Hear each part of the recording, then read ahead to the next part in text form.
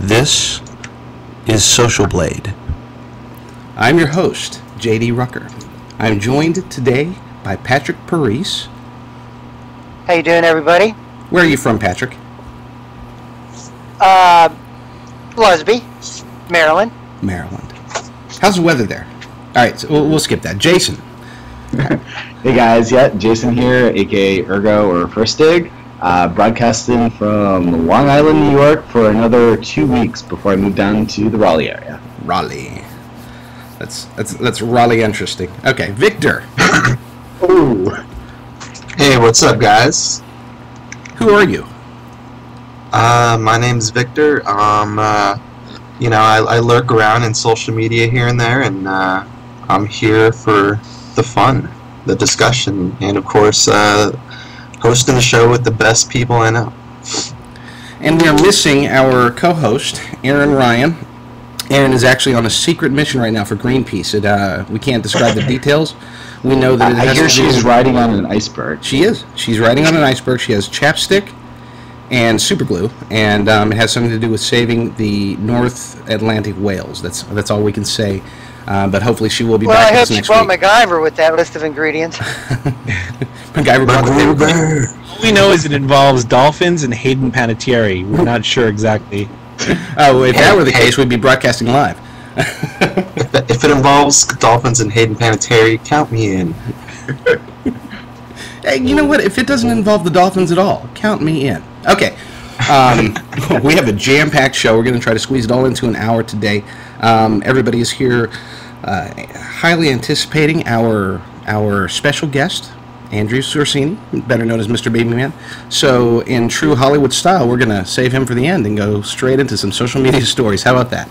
We'll keep you guys tuned in for the whole show. I think that's a great idea. Save him for the end. Yeah, save that guy for the end.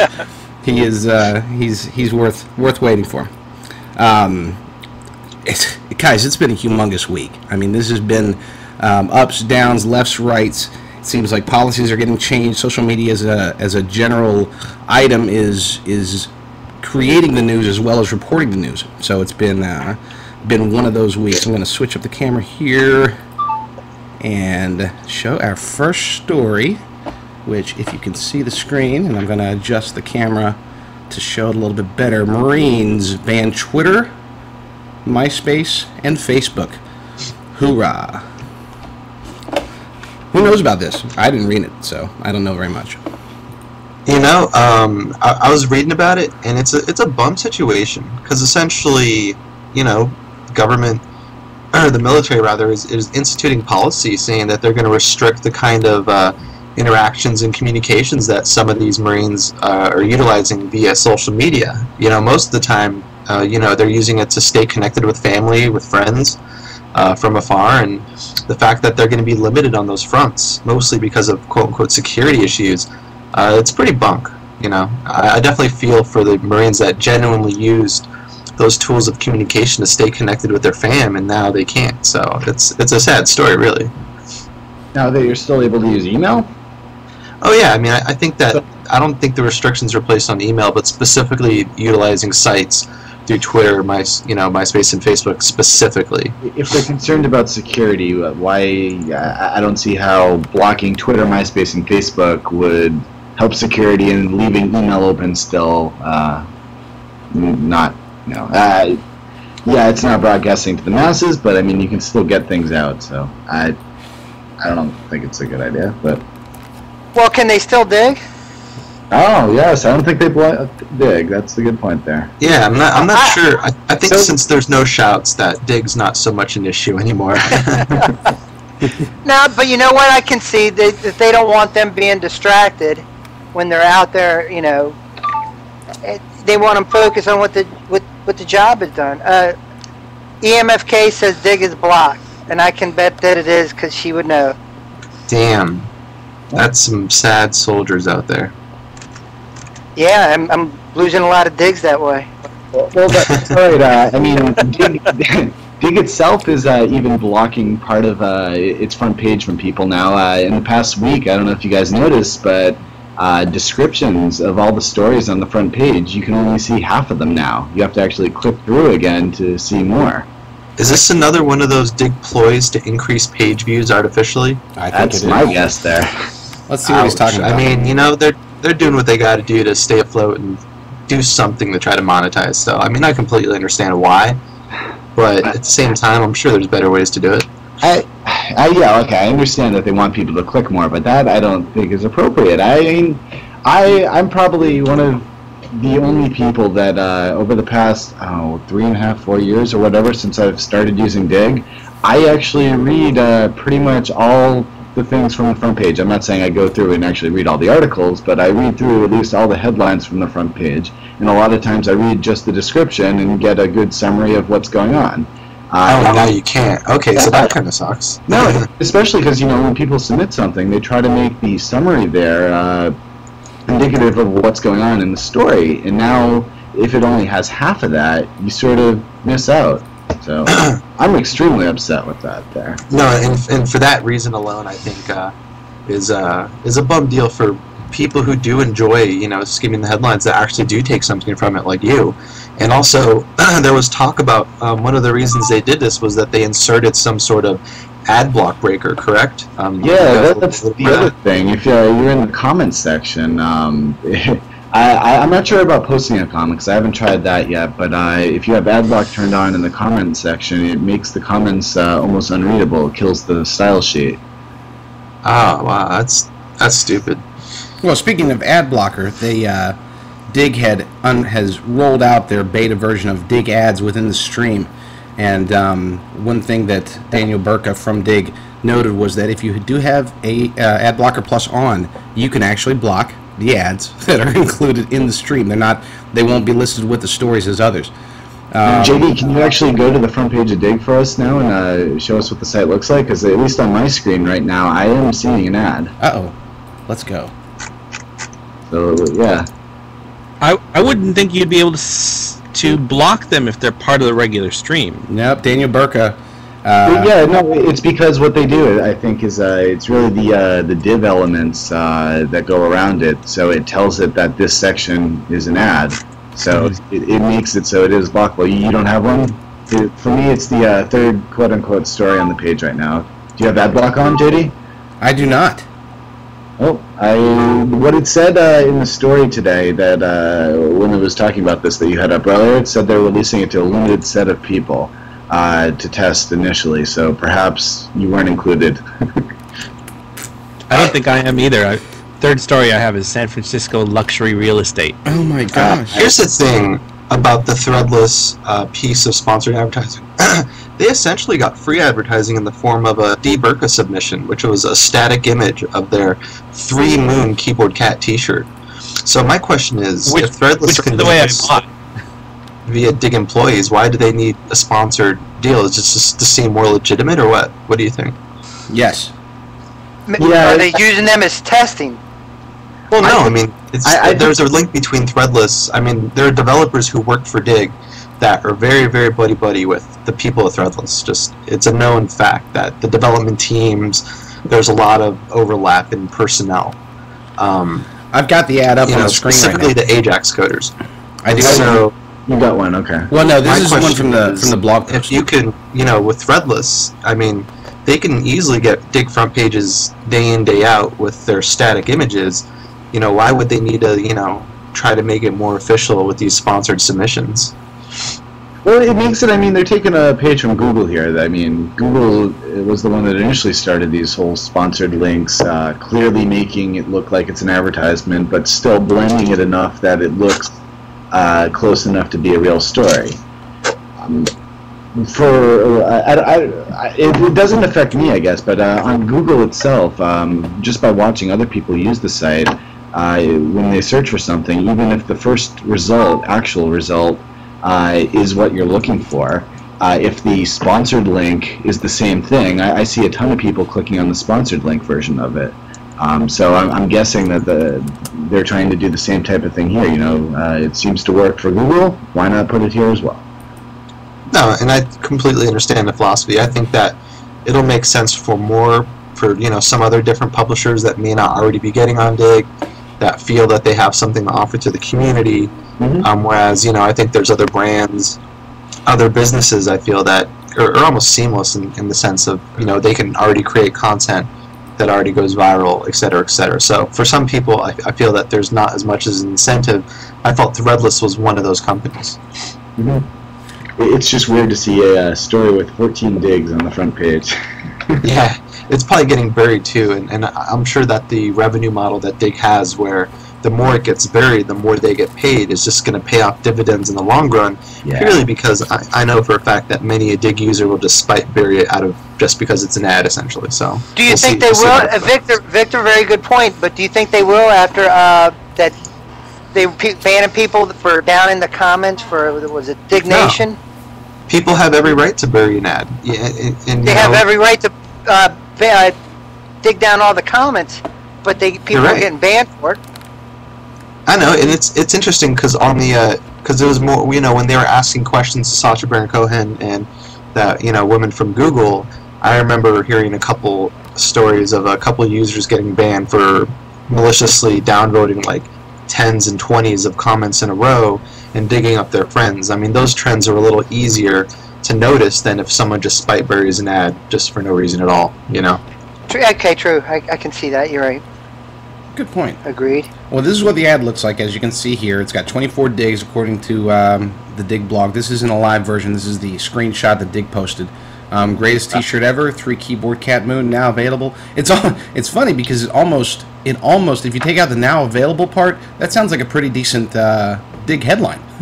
No, it is, and that's the thing. It's D. Burka submitted the static image of that shirt, and it got thousands of digs anyway for free a couple weeks ago. So, what's the deal? JD, I got that ad just now on my page, and I tried burying it just to see what would happen.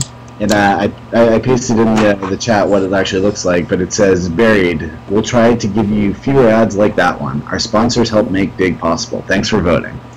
So that's what happens when you bury it. It actually removes it completely and gives you that message. I get it. That makes perfect sense because then in Louis, it's on the front page is where I saw it. But I go to the front page of Digg, I get the ads now. Let me find the proper chat area. While you're doing that, I have to say that this submission that was right above the sponsored ad, this infographics versus non-infographics on Digg infographic, that was just a brilliant submission. Oh yes, it was. Just FYI. Indeed. Brilliant. Clever, smart, intelligent, handsome, all that good stuff. That was a great submit, JD. I'm glad you listened to me on that one. Touché. Kevin loved it.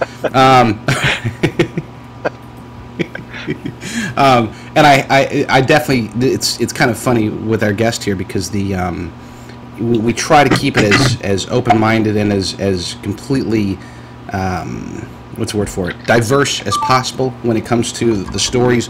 But we have had just a lot of news about 2 particular sites, Digg and Twitter, this week. So let's stick with the Digg theme for right now, just for a moment. And here is a tweet. So yeah, I confirmed it. Digg is banning LaughingsSquid.com. We were never warned or given any specific reason for this. And then there's a link. Okay. Yeah. So for people who know, they apparently had been banned for a couple months, and it wasn't until someone is trying to submit something from their blog and noticed that this URL has been reported as spam, blah, blah, blah, can't submit it. And Laughing Squid, for people who don't know, is a hosting company in San Francisco. And Scott Beal, who is the owner of Laughing Squid, is very good friends with Kevin Rose. So when he found out about this, he played why were we banned? I was never given any info, no notification, no email, no nothing. And so Kevin Rose responded and promptly made the situation correct. But what I'm contending is, had this been some random hero's blog, some random hero site that was legitimate, that wasn't trying to promote on Digg, that did end up getting marked as spam, they wouldn't have gotten the same kind of treatment. I mean, apparently, if you know Kevin Rose, if your site gets banned for being reported as spam, it's all good because hey, Kevin Rose, so he can go ahead and reverse that with the snap of a finger. But if you're someone who runs, let's say, Wall U or the artofmanliness.com or one of these other blogs that apparently had been reported as spam, no chance you're getting any sort of reverse on the decision. You got to deal with emails, with endless pleadings, and it really doesn't add up in terms of any action from Digg. So it's all who you know, I guess, in social media, which is why I point out this story. Thank you. Sorry, I was had my dinner just delivered to me. All right. So yeah, I feel for it because, you know, I've tried helping out a couple good friends who have really good original content in their publications, and it's just too bad that they've suffered a ban from Digg for various reasons, and, you know, they're not getting any love. They don't know Kevin Rose, so there's no hope. I know. In Digg's defense, they do have to try to fight spam. I would imagine that this is one that was an algorithmic banning, that they got enough reports and so they got banned, and then you're right. I'm not suggesting that it's fair that buddies are able to get a free pass, but you know, it's life. This is the real world, and in the real world, if you know the right person, you know, if you are a convicted felon and the outgoing president feels for you or knows you or is close friends of yours or whatever, then you can get a pardon even if you were guilty. So even if Laughing Squid was guilty of whatever it was that got them banned, hey, they knew Kevin, so hey, it worked. You know, it is unfair, but yeah. Now, I'm just trying to think of something here. One of the things was they were complaining that they weren't notified. How would they be notified, really? I can't think of a good way that they would be able to be notified, other than the submitter, when they try to submit it, they'd say. No, you're right, and I guess that's something that came from Scott's Twitter account, @LaughingSquid. Mm-hmm. I was just kind of reiterating that. No, I know, but Laughing Squid was complaining that they weren't notified that they were banned. Nobody told me it was coming either. No, but I mean, no matter what the site is, if Digg marks something as spam, should they be obligated to try to go and contact the site? I don't know that they should, since most of them probably are spam. Probably not, but he ended up getting a personal response. Oh, yeah, no, I agree. So. But what my point here is that I don't think Digg should be obligated to go and notify everyone, but they should have a good, clean, good support working with people to go through and take sites off the ban list if they are, legitimately not spam. No, and fair enough. And I'm not accusing the Laughing Squid of being spam, because the truth is I've actually been reading their blog for quite a while. Even used them for hosting at one point. But my contention is, because of the connections they had, sure, it was a little mix-up and they got it taken care of, but if had the same situation happen with smaller sites, lesser-known sites, that aren't spammy, that are trying to run streams of original and creative content that somehow get an algorithmic ban because of being marked as spam, they've got to deal with the endless road of emailing Digg support back and forth and trying to contend that they're not spam, and then sometimes having to wait it out, and sometimes not getting back on the Digg list. So it's just, I'm not complaining, I'm not saying it's BS, I'm not saying fight the power, fight the man, Digg sucks, blah blah blah. It's just it's social media politics. That's part of the way the world works, like JD said. At the end of the day, they just need a better claims department or whatever that can work on getting people off the list. Well, that's true. They need some kind of arbitration. They need to be able to have a formal way. And I understand, they get the emails. They used to be very, very, very willing to unban people, and even occasionally unban sites back in the day. And they kind of put their foot down because they would ban. All right, this is your last chance, and I promise no more nipples. And then somebody would, a couple months later, same person would be submitting something else that's a different bannable offense. And they basically found that once a bad digger, always a bad digger, and so they started initiating a lot more permabans. With that said, I'd like to. Go ahead. That's the name of my biography, by the way. No more nipples. No more. Oh no. But I'd like to bring in our sponsor. We need a rim shot button. I know. I'm going to get one. We got to get that. Amy Vernon, into the rim shot, please. Mind digging out that link for us? Well, where we could find a rim shot on YouTube. And one thing that I wanted to say about that is they did actually something similar over the past week here, too. There it is. Right there. We got InstantRimShot.com. Nice. But what I was trying to say is on YouTube, if you use YouTube a lot and you're subscribed to a lot of people on there, one of the things that you do is you go to the subscription section, which is one of the big buttons at the top of the page. You have like shows, channels, and subscriptions. And what it's supposed to do is sort of like on Digg, when you look at your friends' submissions, it shows you your friends' videos that they posted. So what YouTube did I think it was sometime this week, they limited the number of videos they show there to, I think it's like the first 20 people you subscribe to. So if you're subscribed to 100 people, or I think I'm subscribed to like 250 people or so, I only see videos from a limited set by default. Yeah, you can click on the button. Thanks. You can click on the show all button, and you can see all the all the videos there. But from the content producing standpoint, if you're trying to put out videos and make money from YouTube, your videos aren't even going to be seen by the majority of people that won't notice that. So it just, for me, I got upset from two sites this week of limiting content. Digg for not showing all the descriptions, and YouTube for this by default.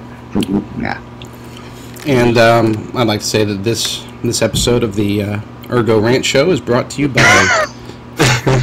He's mad today. No, it really grinds my gears. Brought to you by green beans. 2 green beans. These represent the 2 things that really made Urgo upset today. And as a result, I'm going to eat them live on air. Alright, next story. Dare you to do it. I don't think you got the stone. You didn't. You didn't. You didn't do that, did you? Oh, you got the frog. I got the frog. Okay. Twitter. I want to tell a quick story. I'm there at about 4:30 in the morning. I'm still up and diligently working, as I do sometimes. And I notice that a tweet comes across, and it's a tweet by me. Except I didn't send it. Yeah, it was I had a tweet sent at about 4:30 this morning, and I didn't send it. It was from me, and I checked it. It's sitting there on my screen, and I'm like, holy beep beep beep beep beep, and I knew that my Twitter account wasn't hacked because I had used a 23-character password for that. I'm not going to go into that, but so anyway, so yeah, I'm freaking out, and I realize I look at the source and it says it comes from Super, and then I realize, okay, so there's the problem. My Stumble account, while my Twitter account is nice and secure with 23 characters, my Stumble account had like 6 characters in its password. And if you have a Stumble account, you can attach it to a Super account, su.pr, and my Super account was already attached to my Twitter account, so you didn't have to be logged into my Twitter account. It didn't need authorization. It already had permanent authorization. So somebody had gotten in there, and I started seeing more activity. So I ran in, changed my password, disconnected Super, blah, blah, blah, blah, blah. And then I go back to Twitter to see if it works, and it's down. Twitter's gone. I'm thinking, oh my gosh. And I check on different computers, check different browsers. It's just down, and I'm thinking, I just broke Twitter. I'm like, oh my gosh, what did I do? I know that I'm important and powerful and stuff on Twitter, but I didn't realize. You're not going to tell that story again, are you? No, that's the last time. So okay. that was the clumsy segue into our next story, which is serious Twitter outage, ongoing denial of service attack, and then it's updated. And I am one who is extremely tech savvy, and I could tell you all about denial of service and DDoS, PSGs, and HTML and all that stuff. But I think I'm going to defer. Ooh, that was an odd sound. I'm going to defer. I think Andy's up. That's a weird. I'm echoing. Andy, you're yeah. Somebody watching Tron? Turn it down, please. Am I still echoing? Yes. Just don't say anything. So now the secret's out that Aaron's out saving the fail whale. No, the secret's out. Andy's actually a robot, an actual physical robot, and he just had a glitch in his verbalization. Here today, folks. You know the truth now. Anyway, Andy what was is a going on robot. there was a denial of service attack on Twitter, that shut it down for several hours this morning here. And then throughout the day, even for anyone using the API to do anything, it was out of service for another several hours even after that. I didn't hear if they released details on exactly what it was, but it definitely was a denial of service attack, which, for anyone who doesn't know what it basically is sending a lot of traffic from hundreds and hundreds or thousands of computers using all their bandwidth and trying to slow down the machine and just overtaxing it, basically denying service by overloading it. All right, And they keep spending their own money that they're Interesting. fixing. Interesting occurrence of events, though, because there are rumors about who is responsible for this attack, because it had to be coordinated and well executed. That's for damn sure. But there was a rumor that I heard somewhere that DEF CON, or some people from DEF CON who were still kind of hanging around, may have done it. But I don't know. That's just a rumor. Still getting a weird sound. Is everybody else hearing that? It's coming from me. I just hung up on him again for him to take a look to try to fix it. But the rumors from DEF CON, I guess I don't know how true those are, but it really isn't extremely hard for, I guess, a set of individuals to take down a site. You just really need the resources. And with all the botnets of infected computers going around these days, if you can either rent time on one of those or, set up your own, it's not all that hard to, to take down a big site if you really focus on it. The hard part is not to get caught by doing it, because, they usually can detect pretty easily who it is, or at least where the sources are coming from, and block it. If they ever do catch these people, it's going to be bad news for them.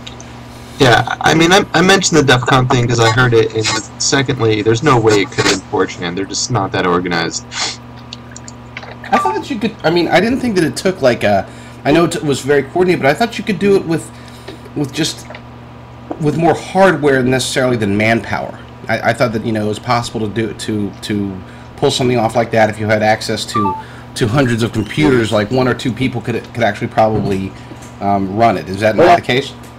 That's absolutely true. Again, as long as you have sufficient computers, which again, if you infect many of computers with some virus that goes around and you have control of them, all it takes is all those computers sending specific data to Twitter or wherever, you can take it out. Nowadays, there's a lot of things put in place to block this type of a thing, but I mean, if you have sufficient resources, you can still do it. Especially with Twitter, because I mean, normal users take down Twitter all the time. Yeah, they're on the brink already. So just had to push it over just a little bit. Is this something? Traffic plus 2. I mean, could they have prevented this with and this is an ignorant question, but could they have prevented this with some better software or better hardware?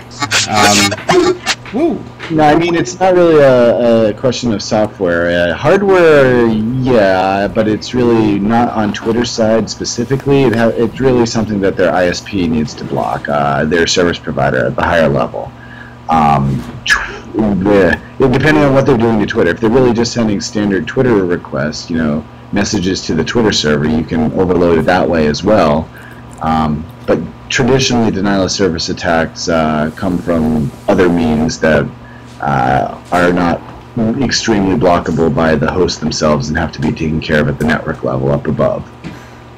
Excellent. Do we have Andy back yet? No, he's still having computer problems. All right, let's move on to the next story. How does it sound? It sounds great, and they can hear you just fine. Oh, good. That's my wife who bought this $75,000 setup. For those who missed in the show, I got a good setup. I'll show it to you later. In the meantime, let's move on to Bought it used off 50 cent off of Craigslist, huh? No. What are you saying? Let's see. Bear with me. Let's not have any technical difficulties. We're doing so well so far, except I think that I just lost everybody. Is anybody still here? I did. You knocked everyone off? No, they knocked me off. So everybody can hear me, but we can't hear anybody else. How funny. Hello? Alright, we have Andy on via cell here, so... We have Andy on. Do we have Pat on? Hey, Andy. Everyone's here. Sorry, continuing on. News Corp is starting, or they're losing $203 million, and they're thinking about charging for content. I think that's... Charging for something that is already free. Good idea or bad idea? This is a situation where this image to me says it all. Well, I mean, okay, yeah, it's free on the internet here now, but to play devil's advocate, before the internet came along, they were charging for all of this previously. You had to buy a newspaper. You have to buy for your cable subscription, which includes this. Why shouldn't they try to charge for services at their news site here when, I mean, you still have the option to use 1,000 other free sites? Because nobody will buy You can't it. put the Oh, go ahead, Andy. you can't put the genie back in the bottle. Everyone's used to free content, and now that everyone is used to it, you're asking everyone to take it back. And that, for everybody who does not know, is Andrew Sorcini, better known as MrBabyMan. His opening line for our show is, "You can't put the genie back in the bottle." Pat, why don't you do an introduction, and let's go ahead and get started talking to Andy.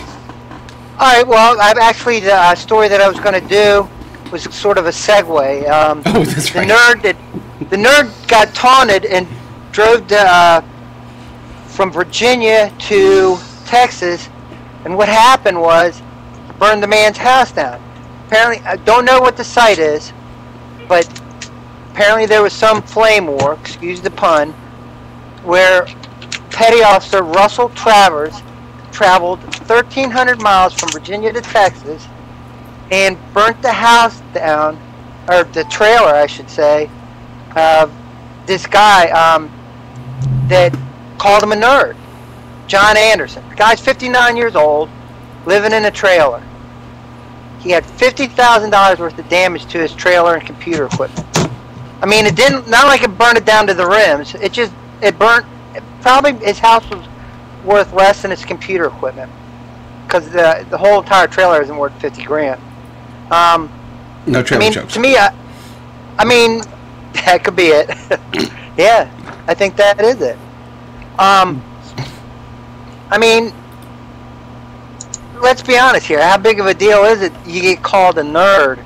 I mean, all right, you're outside, you're at a bar, you're drinking, someone calls you a nerd, you're going to pretty much laugh at them. The internet is serious business. Yeah, it is. Apparently it is. And, I mean, eyes of a look at this guy. psychopath. And he went from each state he went into, he was taking picture. Okay, I'm leaving Virginia, I'm leaving Kentucky, I'm now heading in, here, I'm there. And then when he got into Texas, he's like, all right, almost there. Why would he waste all his time doing that? He took leave.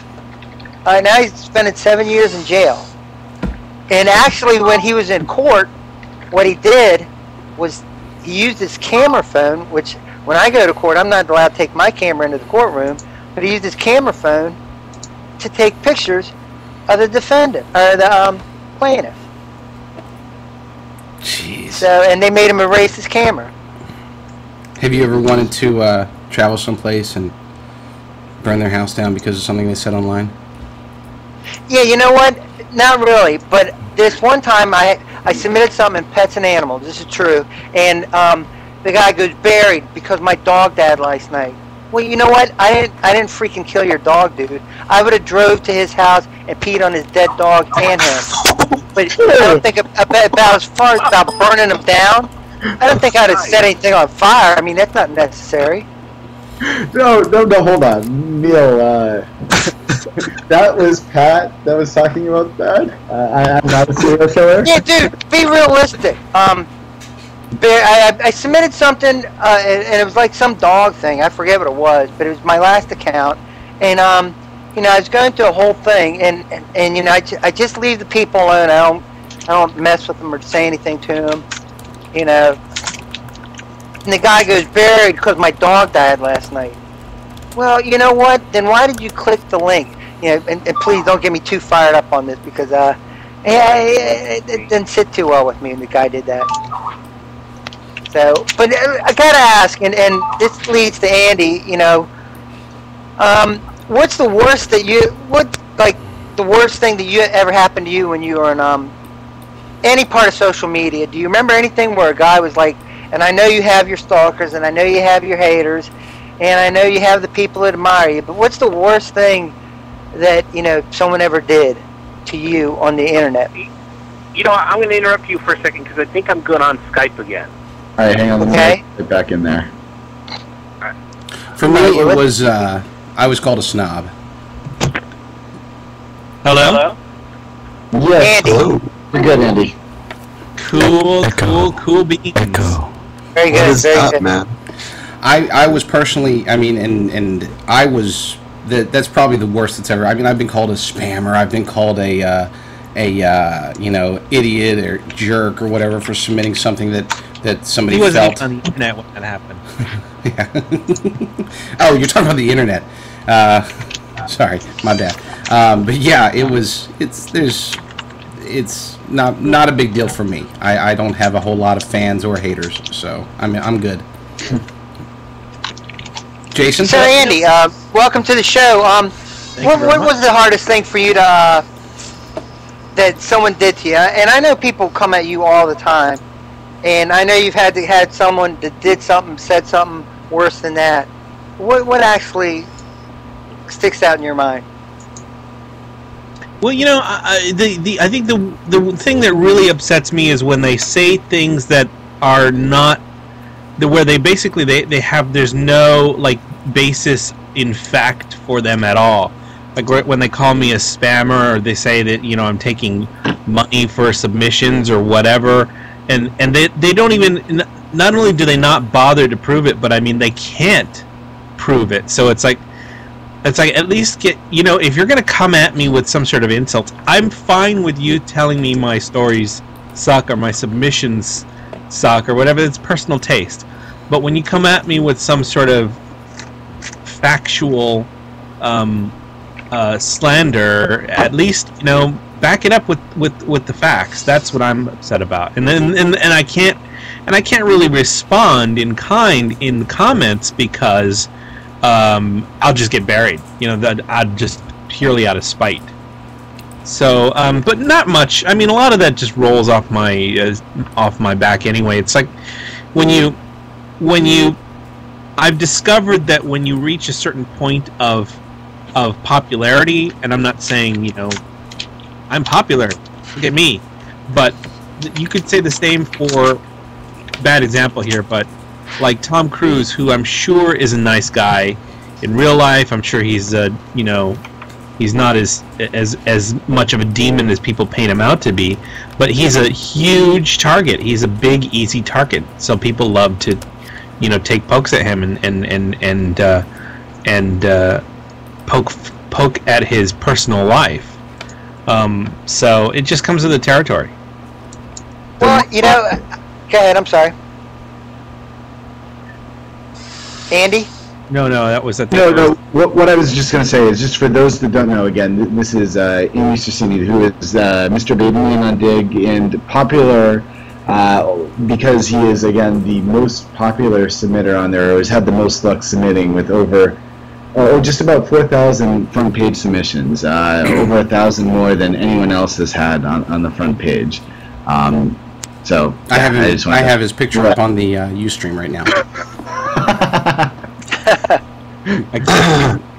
I'm at a disadvantage. Now, another thing I wanted to talk to you about, and we're going to post this link later as the show goes down and we go into our after show afterwards. A video that you made, pretty comical. It's on YouTube. A day in the life of a digger. Oh, that's an awesome video, by the way. What inspired you to do that? The only reason I'm not dropping it now is because it's 2 minutes of people that'll go watch it. And it's funny.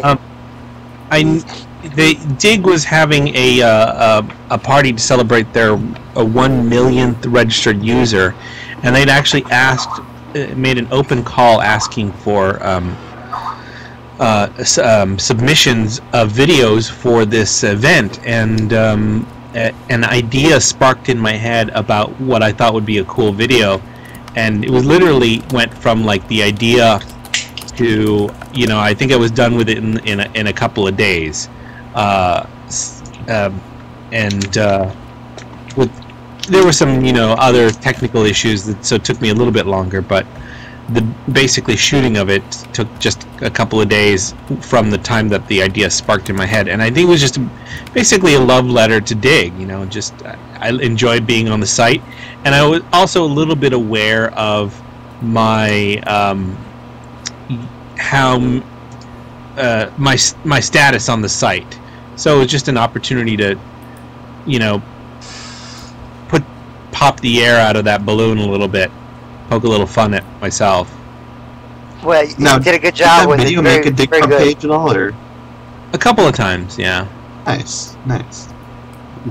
Very nice. I got one of Andy's. So, Andy, I'm just looking at some of the questions that were submitted by our viewers here, and Dana Vincent was asking, what would you do to change Digg if you ran it?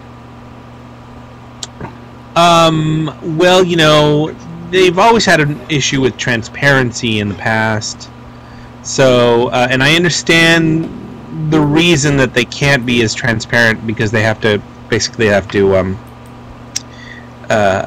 guard themselves against people who are legitimately trying to take advantage of them, like spammers, and you know, they're an easy target as well. And for the longest time, I have wanted to get some sort of communication between an open channel of communication between the users and the administration, which I think had been missing for a while. I think they're getting better at it, but you know, one of the things for the longest time I'd called for was a forum, like a regular open forum that someone can communicate on a daily basis with somebody at Digg, and a place for people to take conversations that don't have to do with the stories, but have to do with the meta of Digg in general, for them to carry those conversations on. And they had said that for a while that they were going to do that, and that it's been kind of in the works in a talking stage, but they never actually followed through on that. So that's another thing that I'd like to see them change about themselves. Great. Urgo, do we have any callers in there yet? Not quite yet, but Donna Chappins was asking, how does your wife feel about all the time you spend online? So, obviously, you do spend a lot of time on Digg to be able to submit all those stories. So what does your wife think about this? Well, I generally tend to, except for this like period right now where I'm on this show, and on Friday nights where I've already got kind of blocked off, I generally tend to limit my Digg participation to the period of time when my wife is asleep, or in the morning when she's already at work. So, you know, I spend as much time with my family as I can, and then when my family's asleep, then I check out the internet. I do my hobby, basically. Digg is my hobby. Great. All right. So anyway, I wanted to ask a question here. Let me bring it up, and everything froze up. Good grief. While you're getting that, just another question that I mean, a lot of people were asking this. What can you say about duplicate submissions? A lot of people call you out and say that you submit duplicate submissions of something they've submitted. Can you speak to that at all? I don't do it intentionally, but you know, it happens. It happens not just to me, but it happens to a lot of people. And if you look at, but I think once again, because I'm the biggest target, because I've submitted more stories than than a lot of people. Probably not most people. There are probably some people out there who haven't submitted as many, who have submitted more stories than I have. Well, 13,511 stories is really. Oh. I think Sweet Vampire was ahead of you, and Mike Lopez might be. In one day. Anyway. Well, it comes with the territory. It's like the probability of a submission being a duplicate submission is up there. Let's say, for example, that you are Joe Average User and you submit, let's say you submit 100 stories a year, and 10 of those stories hit the front page. The odds of there being a duplicate in that of somebody else's submission in that list of stories that you submitted and the list of stories that hit the front page is like 10%. You know, like 1 out of 10 of those stories may be a duplicate to somebody else. Well, now just multiply that by how many I submit. It's once again, it's not something I'm doing intentionally. It's just the nature of the probability. You know, a story that will either not show up in the duplicate detector, or one that I was not aware of until after I submitted it, and someone points it out in a comment. You know, hey, this is a submission, a duplicate of whatever submission. So, but I don't intentionally try to submit duplicates of stories. Well, and I know they burn you because, and I, you know, not many people know this, but the biggest submission that I ever did on Digg was this Susan Boyle thing, and you came into IM and you were mentioning it, and JD was around and Urgo was around. Yeah, I remember seeing that actually. Yeah, when that happened. And you brought it in. You guys got to check this out. And you know, it was late and I was out that night and I came home and I was drunk, and I'm like, yeah, I'd hit that. You know, Susan Boyle. And then you know, you're like, no, look, pay attention to it closely. What you have here? It's all making this should get thousands easy. This is big. This is huge. And we're like, well, submit it. And you're like, no, this person submitted it. And I'm like, yeah, but it's only got 1 dig. And now, you know what? When do you guys take it? And nobody wanted it because they were afraid of the dupe thing. And I mean, then you know, I took it. I'm like, yeah, I don't care. I think it's good. Why the hell not? And then, sorry. I mean, Urgo came up with a clear version, and then JD went to work on getting it tweeted, and it got passed around to a bunch of people. And I mean, that's where it was. It was. I mean, I got my biggest story I got from Andy. It was one that you'd have probably gotten over 10,000 with, but the, you know, the thing got over 50 million views or whatever. Right. So the bottom line is, I saw the story. I'd noticed that somebody else had already submitted the URL or similar URL with that Susan Boyle performance from what is it, Britain's Got Talent, I think it was. Yeah. And so, I mean, the general rule of thumb for me is if it's been submitted and it's still outstanding within 24 hours, 48 hours of the time that it was submitted, I won't touch it because fair is fair. That submission belongs to somebody else. I'll dig it maybe, or I will just let it slide, but I generally won't submit a duplicate, and certainly not intentionally. So I showed that to you in the chat room, and I said I'd love to submit it. I'd love to have been the one to have submitted this, but it's not somebody else's submission. But some people don't have a problem with that, and I don't know if there's any hard and fast rules on Digg about that. But so you rolled with it, and it got like 6,000. Your submission got like 6,000, 7,000 digs. Well, yeah, I want to take a note. There's any actual rule on it. I think it's more of a community guideline and how the community feels. The only thing that really can be noted is, a story in general has up to 2 days to hit the front page. 1 day with for the mosties, but about 8% of stories hit after 1 day and before 2 days. So that's the only real guidance. But if you see really a story that has 5-10 digs after 24 hours has already passed, there's very little chance that it would have hit, and it's not bad to submit if it's still relevant, in my opinion. And as a caveat to what I said before about duplicate submissions,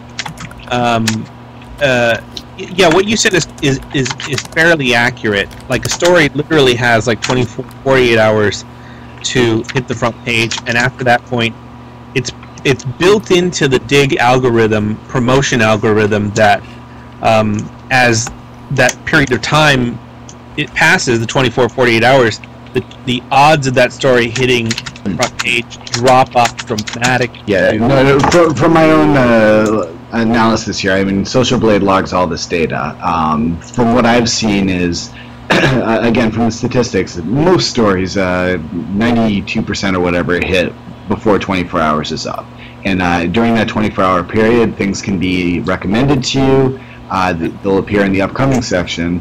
But then, there is the 24 to 48-hour period where, if it gets enough digs, it won't be in the upcoming or recommended, but if it gets enough digs either from the site or people are sharing it around, however, it still has a chance.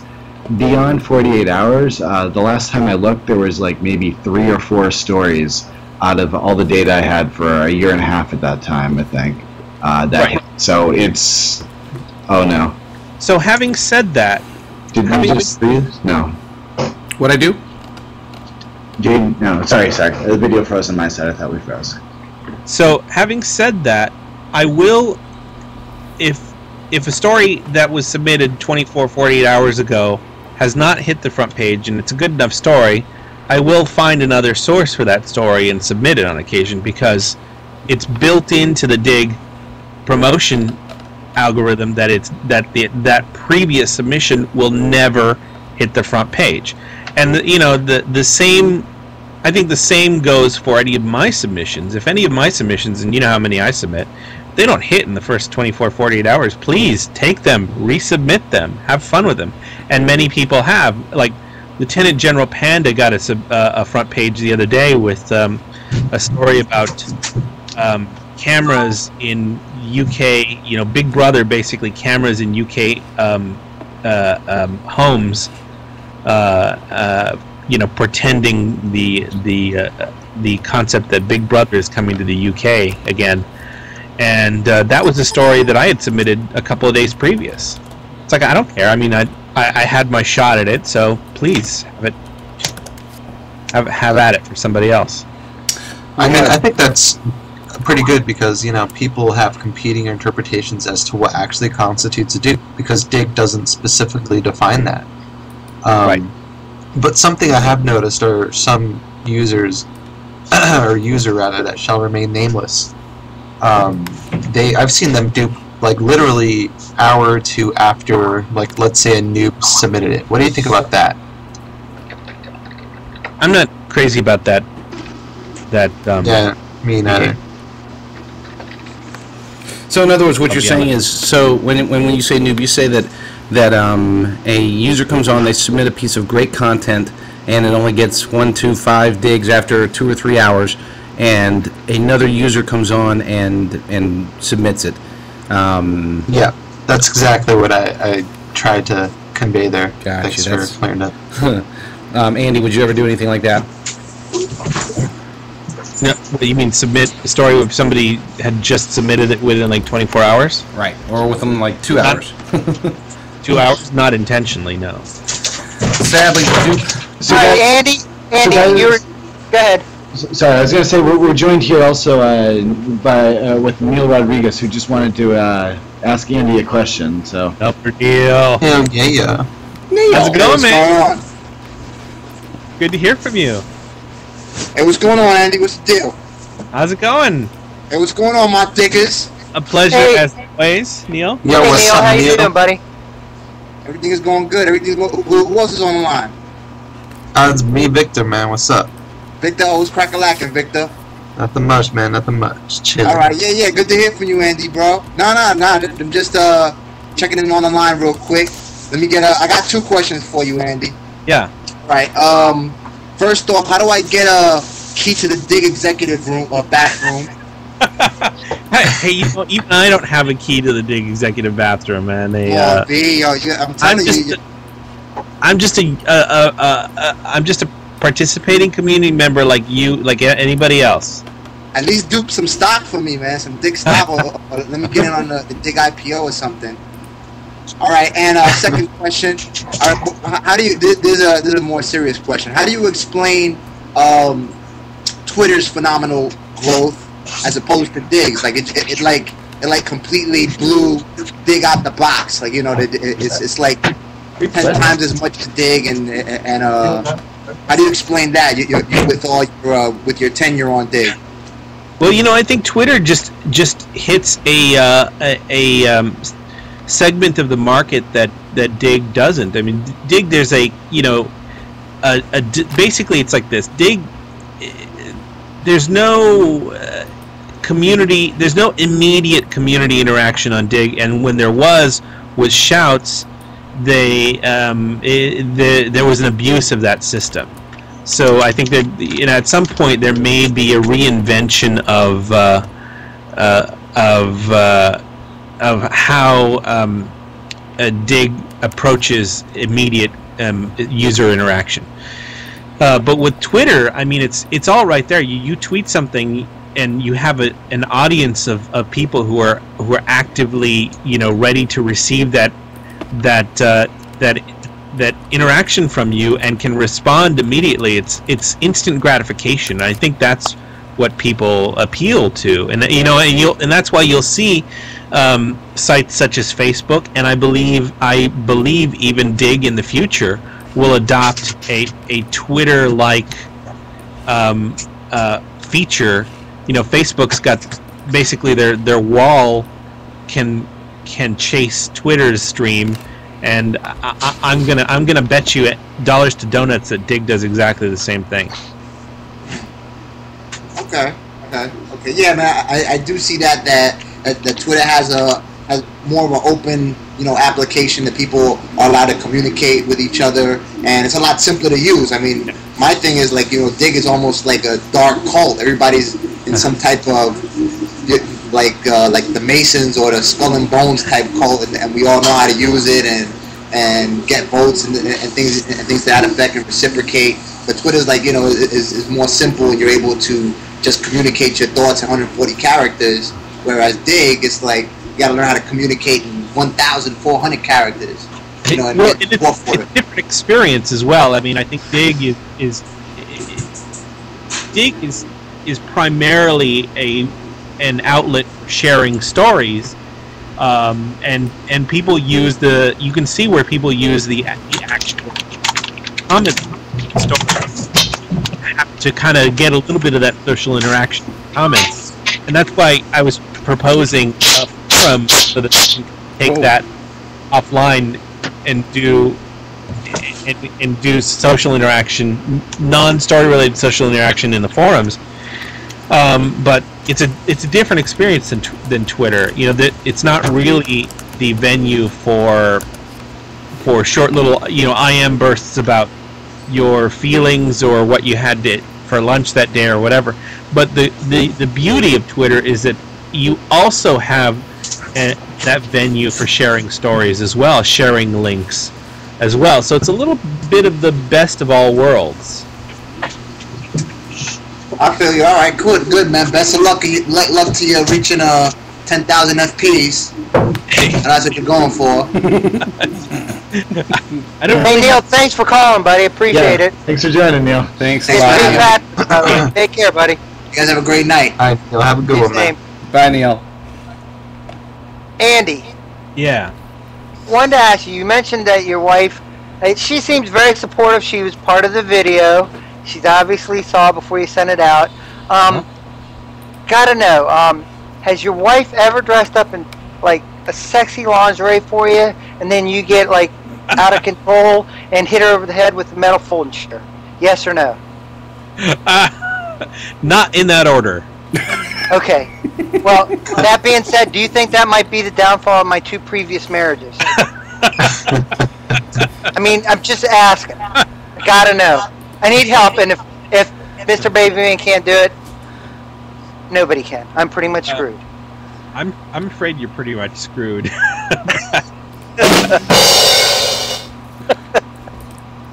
Excellent. There's I got a question here from Mitch D. Mitch D. Yeah, I know that guy. He owes me $5. Mitch. All right. That's why he asked this question. He says, Mr. Babyman, do you have 6 fingers on each hand like they say? A source told me that you can use 2 mice in one hand. I am pretty fast. No, I will say negative to the 6 fingers, but if I know that a site is about to publish something, there's very few people that are on my level. I'm not tooting my own horn. I mean, that's the fact. I mean, there are some people that I know that even I'm afraid of a little bit. I mean, there's a terrific user by the name of Maki, and I don't know. I haven't seen hide nor hair of him in a while on Digg, but he and I used to compete for some of the same sites, and he's like the only guy that I know that would even come close, and on occasion, beat me to the submission. Where's Louis? Is Louis in this chat? Need some from the truck? Louis. Speaking of beating submissions, just one thing that we forgot to mention earlier. Andy, did you hear about that Digg is sort of redoing their API in a way that they're going to allow basically bots to submit stories? So when APOD publishes their new picture, they can automatically have their site submitted. So, yeah. What do you think about that? Well, I think when that Pandora's box opens up, they're going to have to. I mean, they're going to need to safeguard against that being abused as well. I don't know how they're going to do that. I don't know how they're going to open up the API. If their goal is to get everything, absolutely everything, submitted to Digg, then why would they even want to safeguard it? Other than for spam, obviously. That's what I'm talking about, for spam. Well, they could still block certain sites. So basically, then everything gets submitted, and then it just becomes a site where people vote on the links. Right. Agreed. You'll see instead of a list of stories that are submitted by this person, submitted by this person, to be submitted by something.com, submitted by something.com, and I think that will rob a lot of the user interaction, and you may see some backlash. Yeah, no, I completely agree. And if you recall, I guess it was the last Digg town hall, Digg was saying that sometime this fall they're going to be completely revamping the site, and it's going to look very different. I don't know if this is part of what they were talking about there. So they were going to try to make it more of a real-time site, they said. Well, the other thing is Digg's not the only game in town. Wait. Agreed. I'm sorry, what? All of us are. Do you see as a competitor that's equal to them? Where do you see the market in a couple of years? Well, they are undoubtedly they're the big dog, but they're not the only game in town when it comes to community interaction and sharing stories. Like we mentioned before, Twitter is a huge. They're the 800-pound gorilla in the room that I think everybody is a little bit intimidated by. I mean, you can see Facebook. Immediately, basically, Facebook realized that they were a threat and added their Twitter to their stream. Guys, I have some breaking news here. It was just announced that Facebook and Digg teamed up, and they were the cause of the denial of service on Twitter today. I'm sorry. But you have the smaller sites such as Reddit and Mix, and Propeller. I really like Reddit. I really like that the user experience on Reddit as well. What, getting banned? Everybody gets banned on there. They can't. Well, I have not had the experience of getting banned yet. Well, Andy, this brings up a question that someone else had asked also. R. Naki asked, why do 99% of your submissions come straight from Reddit? They don't. That person's an idiot. I answered that question. Well, you know what? The thing about the social news being a social news interaction is it's social. We find the best of the internet from any source. It could be Reddit, it could be Propeller, Stumble Upon, 4chan. It could be something that someone sent us in an IM. It could be something someone forwarded to us in email, and all of those sources are open game for the sites that we submit to. I take stuff that you guys submit to Digg, and I bring it over to Reddit. It's part of that whole cross-pollination. It's cross-pollinating sharing. Yeah, at the end of the day, you're really trying to make each of the sites, each of the communities have the most important stories, is what you're basically saying. Absolutely. It's about the content and not where the content comes from. If the content's good enough and it hasn't been submitted to X site before, I'm going to go submit it to that site, regardless if it's Reddit or Digg or Stumble Upon, wherever. Propeller. What other sites do you use, Andy? I mean, we know you use Twitter, we know you use Reddit, we know you use Digg. Are there any other social sites that you're active on? Stumble Upon. I'm on Mix. I'm not quite as active on Mix. I think there's some larger issues at stake at Mix that I would love to get my hands dirty and help Mix basically fix their site to be a strong competitor. But I think they've got some other issues to take care of first. What else? Blip.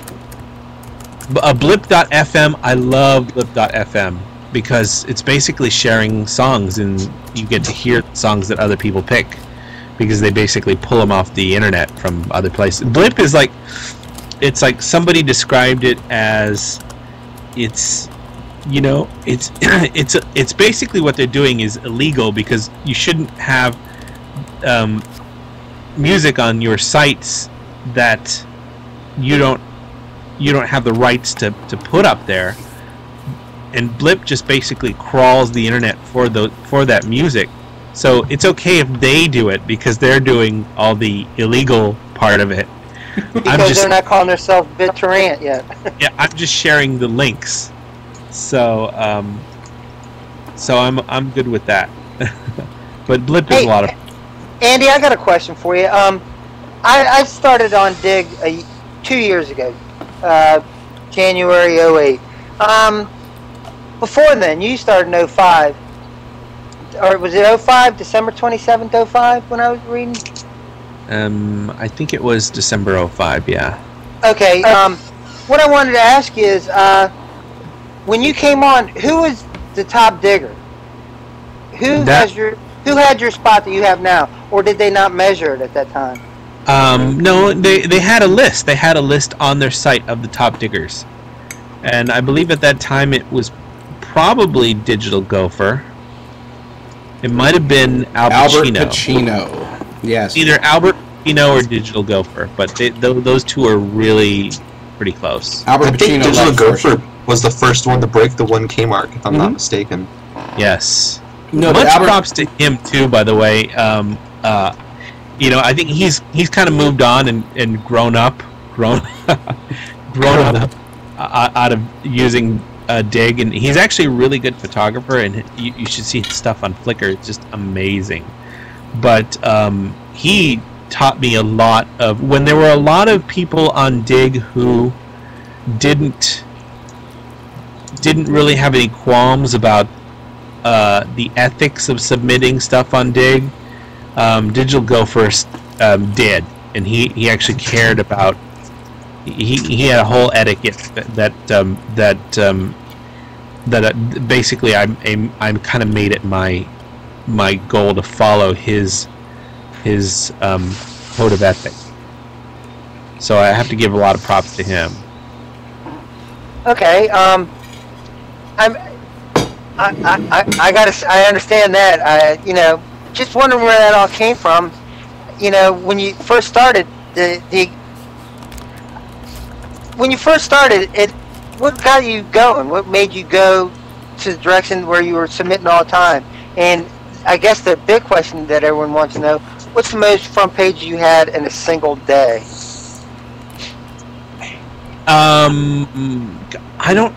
Haven't really tracked per day. I think the biggest submission that I've ever had was a picture of, it was 2 photographs. Oh, I remember that. You know the one I'm talking about? The coming home one, or? Yes. Yes, that one. So it was. I actually have to say, I'm just real quick. I have to say that I got choked up by that one, 2 images. That really did it affected me. So. Yeah. So this was a screenshot from a forum, and I don't know what the forum was, but this young man had to share these 2 photographs, and it was around wartime. Around the start of the wartime, I think it was Gulf War II, obviously. So it was like him. The one photograph was him hugging his brother goodbye as he went off to Iraq, and the second photograph was him saying goodbye to his brother's casket as it came back. Oh Jesus! And, oh man, it was pretty brutal, and I wanted to make sure, I felt that it was an important statement, and I wanted to make sure that I did not squander the ability to share that important statement. So I actually waited. I kind of held it. I held on to this picture, and I picked the right time to submit it, and I submitted it right on Memorial Day.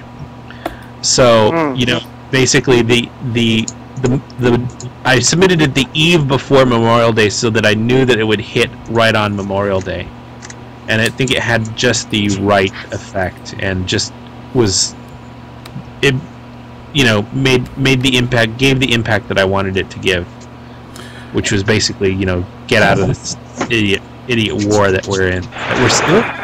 And it had it had an effect on Digg. It got over 14,000 digs.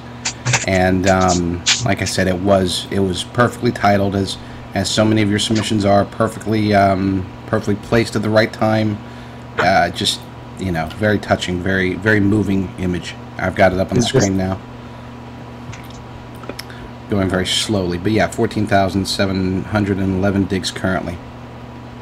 That's chump change nowadays compared to some of the other submissions. Yeah, well, I did a calculation. I don't want to embarrass you or throw out blind numbers, but using the best, most scientific methods I could, pardon me, I was able to come up with some estimates as far as basically how you've done on social media and what your individual effect has been, and assuming that there weren't as many visitors to a site or to a particular dig back in when you first got started, and it probably peaked recently over the last few months, and then it might be on there's rumors that it's actually kind of slowed down a little bit now, but based upon those numbers, take a guess. How many people do you think how many eyeballs have you sent to various websites across the interwebs?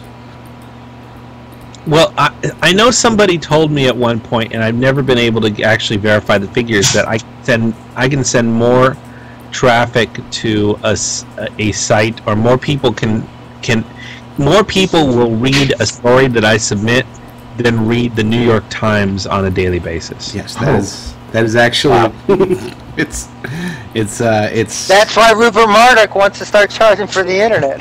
Yeah, I'm just looking here. According to DI66, in the past year, you've had on your stories almost 1.5 million digs on all of the stories you've submitted in the past month.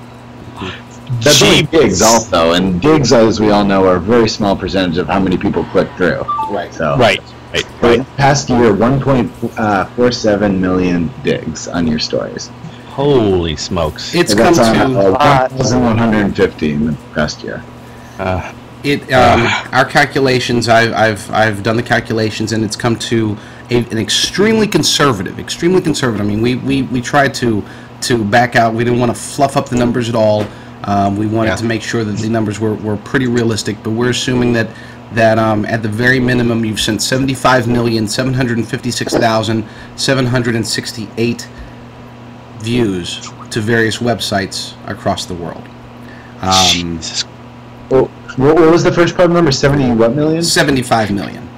Holy Jesus, that's a lot of page views. And if you use a calculation done by somebody else who has what they feel is more accurate calculation, it's actually about 130 million. But I try to be conservative. So yeah. Wow. Approximately the adult population of Canada and and a few other countries thrown in there. That's the number of people that you have sent to stories. Population of Canada is 33 million right now. Okay, so throw in Canada. Let's toss in I don't know what's another country. I don't know any others. Canada. Okay, How about just population of double about Canada and the United Kingdom combined? Wow. I don't know how to respond to that, to be honest. That actually shocks me a little bit. I'm just doing it for fun. So I'm glad that other people are having fun with me. Do people ever ask you to submit stories? That's a dumb question. I get asked to submit all the time. And to be honest, if I'm open to receiving submission requests via my email or whatever, and if it's a good story, I mean, the bottom line is the content has to be good, because I'm not going to jeopardize. I'm laughing at Dave. I'm laughing at Ricochet Biscuit. I'm not going to. People, I think people put like a certain trust in the as a tastemaker in what I submit, and I don't want to jeopardize that trust by submitting crap articles to Digg. So I'm open to receiving suggestions from anybody, but please don't be offended if I don't submit it. So yeah, I do get requests all the time to submit stuff to Digg. And some people have even offered to pay me, and I'm like, I can't, first of all, foremost, that's not the way I hang. I mean, I will not accept payment, and I never received payment for submitting anything to Digg. I do it out of fun, so if you want to suggest something for me to submit to Digg, just send it, and I'll take a look at it. But once again, like I said, just don't be offended if I don't choose it, because the standards have to be pretty high. Andy, do you have any of your own sites that you submit to Digg at all? No. I mean, I've got the drill down, but I haven't really submitted. Have I ever submitted anything from the drill down to Digg? There was an announcement, I think. When Digg had their podcasts beta, I submitted the drill down as a podcast to Digg. But the podcast thing was just really a list of podcasts anyway. Yeah, just a list of podcasts. But we actually do have stories on the drill down, not just show notes for the show, but we actually have articles. So I wouldn't be opposed to submitting any of that stuff to Digg if the article was good enough. Andy, I'm going to put you on the spot real quick. Yeah. Can you see the screen? You know what? My internet is I can't open a browser right now because of this. It's a Windows bug. Welcome to Ustream. Did you ever have any problems with it? I get problems at Ustream all the time. This This episode of Social Blade brought to you by Justin TV. Go ahead. I can actually fix that, but it would require me stopping this Skype conversation for 5 minutes for me to restart the computer. We were going to do a live Andrew Sorcini Digg submission. I had posted a link up there, and I was going to ask you if you would submit it, but you just ruined all the fun. I was even going to then that I can't even open up a browser right now. I know, it's a shame, because this would have been a good one for you to submit. I would have gotten your PayPal information, and I would have sent you $1. And we would have had it live, the evidence, witnesses, the works. It would have been over. Have you? JD pays in $8 in small unmarked coins for each pop you get him. We'll send you pesos. Hey, has anybody ever flat out said? Has anybody ever said, you know, I will pay you X amount of dollars if you get this on the front page of Digg? Yeah, no, I get that all the time. What's the most you've ever been offered? I think the most I'd ever been offered was probably about $5,000. And who was it? And can you give them my name, please? Yeah, really.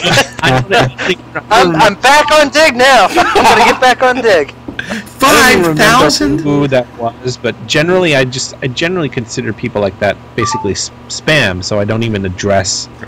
This, the email. No, or if I do, it's like you've got it wrong. I don't do that. But well, in case I do see some San Francisco IPs, so just in case Digg is watching, I was definitely kidding here. Let me change the camera real quick.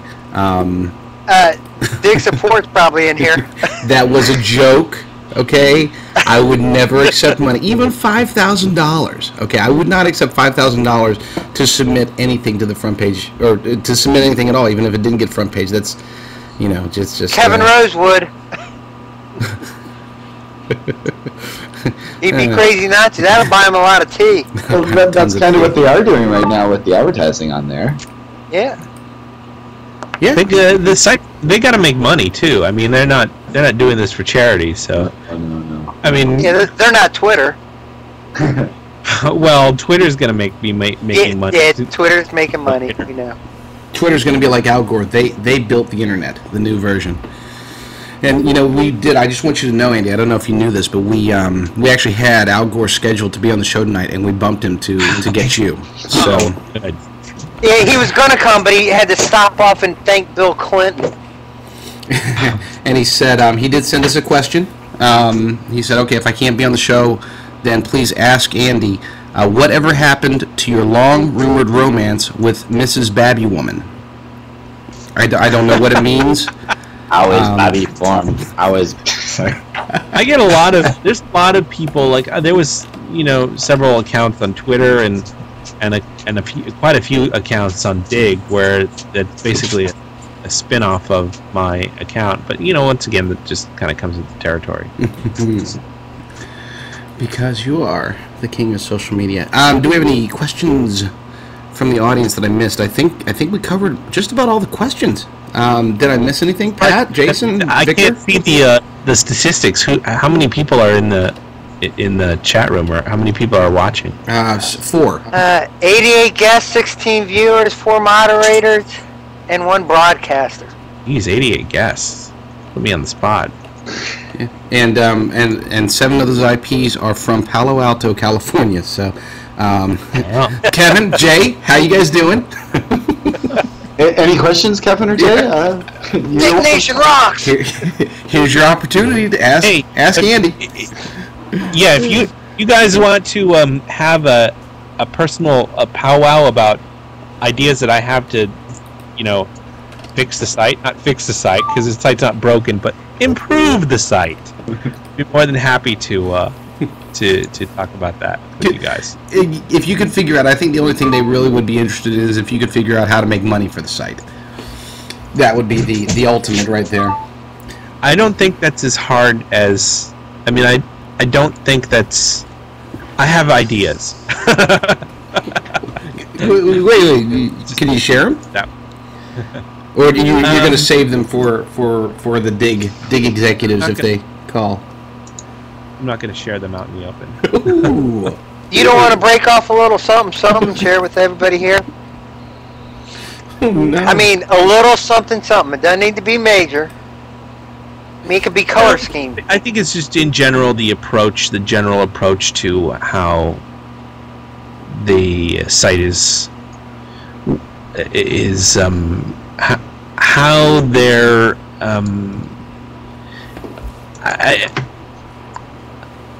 I think basically, like, one thing for, I know that making money is a big thing to keep the company going.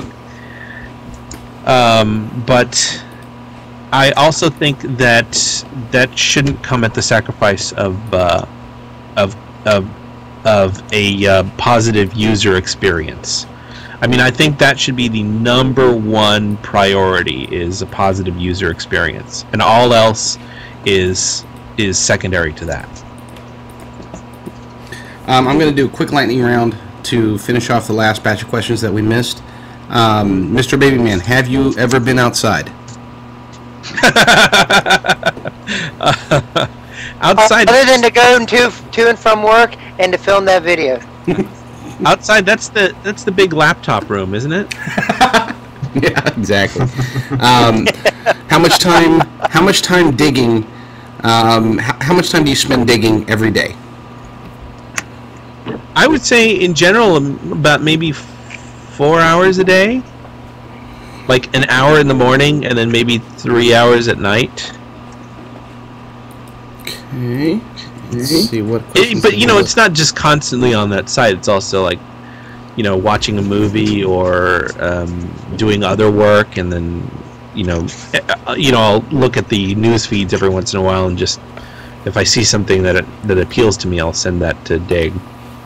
Excellent. What kind of advice do you have for new up-and-coming Digg users, or even experienced ones who would like to know, I guess, the secret to your success? Basically, it boils down to and I've said this a few times too. It boils down to two things. First and foremost is submit quality content. It's like don't compromise.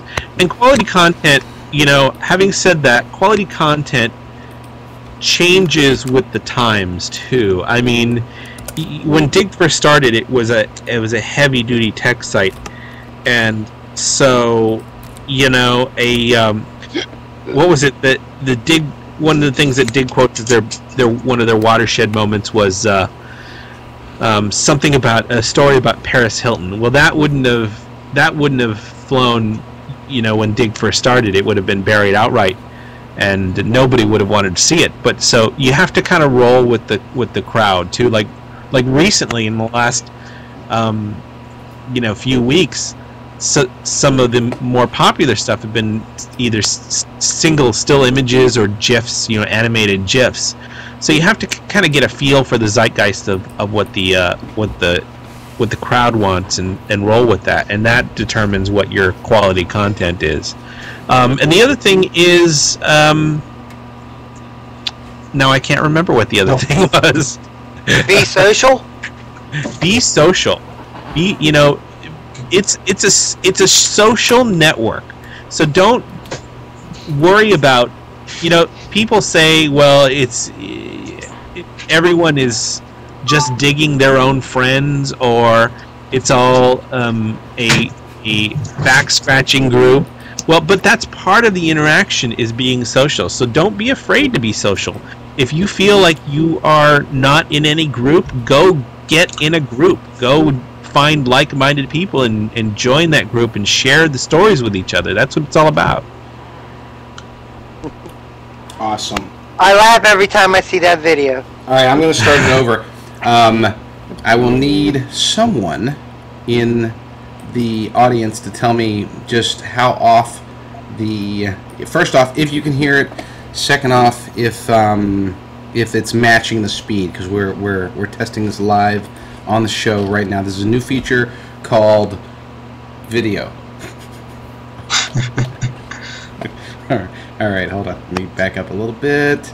This will go over well. For those who can't see the screen, such as Andy, we're playing the day in the life of a digger. And in 3. While JD's doing that, let me invite everybody to the after show. Yes. Ooh, the after show? After party. Do I get to be in the after show? Oh, You yeah. sure can, and I get the cuss. Hoo-hoo. He's so happy. Well, what was that thing you were doing before? With the I didn't cuss, did I, Urgo? I think you were good tonight. I missed it if you did. I tried to be, brother. I tried to be. All right, here we go. You guys ready? Go, Why is there a white screen there? I don't understand that. Just hit play. All right, ready? Everybody, be quiet. Yeah, really, And, I see it fine. I'm going to be watching the text. Tell me if it matches or if you can hear anything. Ready? Go. Hi, my name's Andy, though many of you may know me better by my username, MrBabyMan. By the way, here's a tip: never let your girlfriend pick your internet handle. I've been a member of Digg since about 2005, and in that time I've submitted 2 or 3 stories. People are always asking me, how can you devote so much time to a single website? What does it take to be a digger? Well, I tell them, a digger is no different than any other person. We get dressed just like everyone else. We go to the bathroom, same as everyone else. We love to spend time with our family. Whoa, whoa, whoa! Daddy can't play with you now, honey. He's working.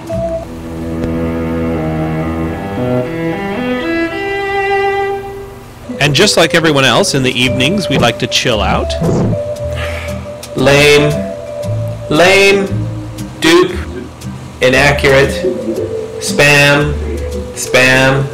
We love to spend a little sexy time with our significant others. Hey, baby. Oh yeah. Homepage! What? And like any other red-blooded guy, sometimes I like to surf the internet for those shady sites.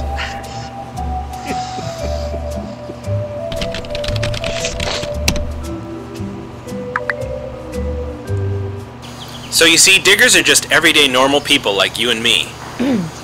What? Anyway, congratulations to Kevin, Jay, and the rest of the Digg Army. 1 million strong. Here's to 1 million more. Dig on.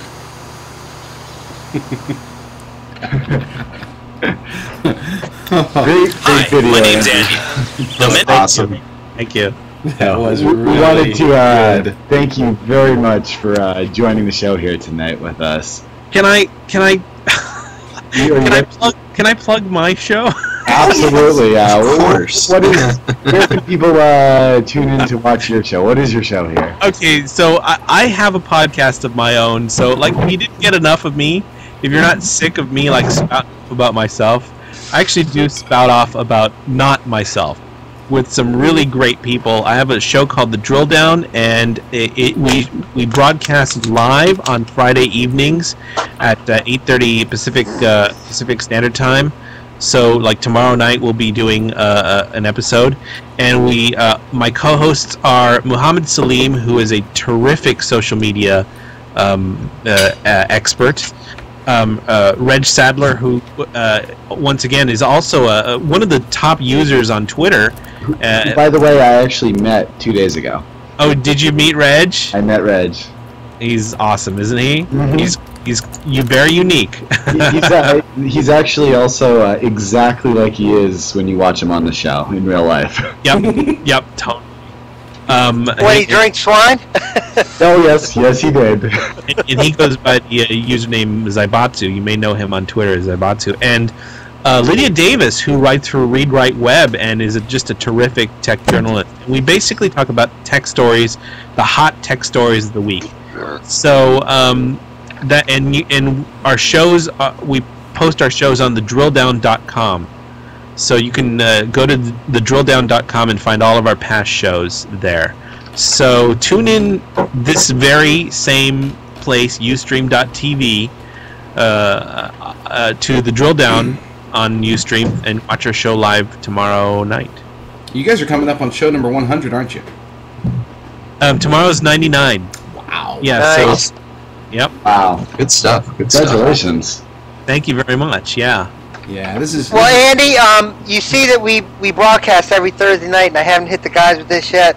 Thanksgiving ironically falls on Thursday night. We won't be doing a show that Thursday night. But since everybody doesn't have to go to work on Thursday, we're going to move our show for one day, the Wednesday before Thanksgiving, and we're going to do a star-studded festival of people. Wow. And we'd like to invite you. And again, the guys don't know we're doing this, but they're finding out now because I just came up with it. All right, cool. Like the idea? I love it. Sounds good to me. It's unfortunate that Thanksgiving fell on a Thursday this year. Yeah, I hate it when they do that to us. But I mean, it works for me. Andy, it was definitely... I'm still laughing at your joke, PD. It was definitely a pleasure. Louie! Let's end it on a high note. It was definitely a pleasure having you. Patrick, when you're not doing the Thursday or occasional Wednesday night show, where can we find you on the interwebs? Let's just go with Twitter. Patrick_Paris. Excellent. Jason, where do you roam internet-wise? Well, if you're at socialblade.com/show right now, you could just take off the /show, and that's me there. Otherwise, First Dig on Twitter. Excellent. Victor? Well, outside the show, outside of Digg, I like to roam this really cool new website called vtbarrera.com. Check it out, kind of a developing project. Who knows what'll happen. Drop the link, brother. Drop the link. I'll drop it. Drop it like it's hot. People were asking what I was thinking. JD, first off, where can we find you? You can find me on playspymaster.com or defeating Andy with his bottom armor. All right, JD, you're getting kicked off the show. Are you number 1 yet? No, I keep resetting. So I'm not even close, So. But aren't you? I thought you were number 2 for a while. Yeah. No, I'm number 2 in size, but that's you can't help being as big as me. No, I'm just number 2 as far as number of followers. Zappos is still number 1. I'm hoping to arrange with Amazon to buy me out as well. Since they bought Zappos as number 1, they might as well own the number 2 guy because everybody knows that Amazon bought Zappos because they were number 1 on Spymaster. Otherwise, you can find me on Digg, Twitter, Reddit, StumbleUpon, Propeller, Mix. I do use Mix still occasionally. That's it. That's our show. Cool.